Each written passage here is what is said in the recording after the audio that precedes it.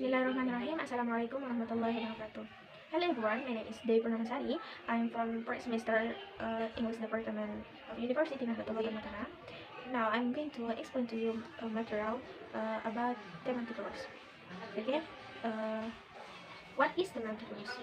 Thematic rules or semantic rules, also called theta rules, are rules played by participant in some situation. Atau thematic rules adalah konsep dalam linguistik yang digunakan untuk menjelaskan hubungan antara kata kerja dan argumen-argumen yang terlibat dalam suatu kalimat. Thematic rules divided into two. They are participant and non-participant.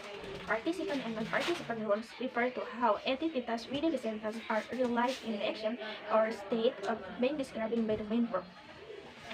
Okay, now we are moving to definition of participant. Participant is an element in sentence that is directly involved in the action or situation state. Atau partisipan adalah elemen-elemen dalam kalimat yang terkait atau yang terlibat langsung dalam tindakan atau keadaan yang dinyatakan. Participant divided into nine, that is agent. Agent is the preparation of an action, atau penerima. Agent itu adalah pelaku tindakan atau penyebab aksi itu terjadi. For example, Dewi reads book. In here, the agent is Dewi because Dewi adalah pelaku tindakan tersebut. And the next is patient. Patient is the receipt of the action. Maksudnya di sini patient itu adalah suatu yang menerima, entitas yang menerima aksi tersebut. Like the example just now, Dewi reads novel. In here, the patient is novel.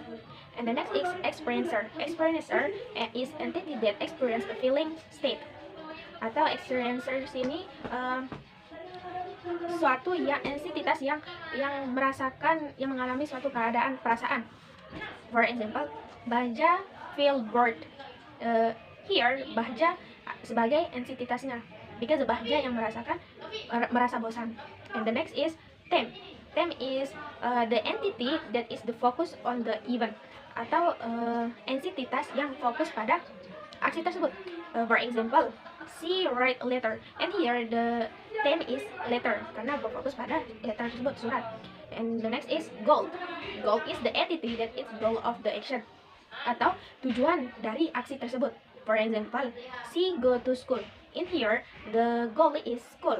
Tujuan dari dia pergi adalah untuk pergi ke sekolah. Makanya di sini goalnya adalah school. And the next is source. Source refers to the point of origin from which an action, atau asal dari titik awal dari pergerakan. For example, dia datang dari rumah. For example, she comes from house. And here the source is house. Karena house ini merupakan titik awal keberangkatan, titik awalnya dia pergi. And the next is instrument. Instrument refers to entity that is used by agent to perform an action. Instrumen adalah alat yang digunakan untuk suatu aksi tersebut. For example, Dewi reads with a pen. In here, the instrument is pen, karena pen ini merupakan alat yang digunakan Dewi untuk menulis. And the next is benefactive. Benefactive is entity that benefit or differs from the action of other, atau orang yang dapat merasakan manfaat dari aksi tersebut. For example, she cooks for her family. In here, the benefit is family, karena family-nya yang merasakan manfaat dari aksi memasak tersebut. Okay, now we are going to moving the material that is non-participant. Definition of non-participant. Non-participant is the entity that doesn't play an active role in the event or action in the sentence. Here, non-participant divided into three. They are purpose, reason, and locative. Okay, for the first, purpose. Purpose is a thematic rule that refers to the purpose and the action. Atau purpose itu peran tematik yang mengacu pada tujuan tindakan itu dilakukan. For example, she studied hard to pass exam. And here the purpose is to pass exam. Karena pada kalimat she studied hard, dia belajar dengan giat untuk bisa menyelesaikan to pass exam. Tujuannya itu untuk bisa menyelesaikan ujian akhirnya. And the next is reason. Reason refers to the reason or motivation underlying an action or step in sentence. atau reverse itu merujuk pada alasan atau motivasi yang mendasari suatu tindakan atau keadaan itu terjadi. For example, she cried because she was sad. Di sini she was in here she was sad menjadi reasonnya, menjadi alasan dia menangis. And the next is locative. Locative is indicate the location or place where an action occurs or where something in location. For example, she put a book on the table. She put the book on the table. In here, the location is table atau lokasi tempatnya ditaruh that book. Maybe that's all from me.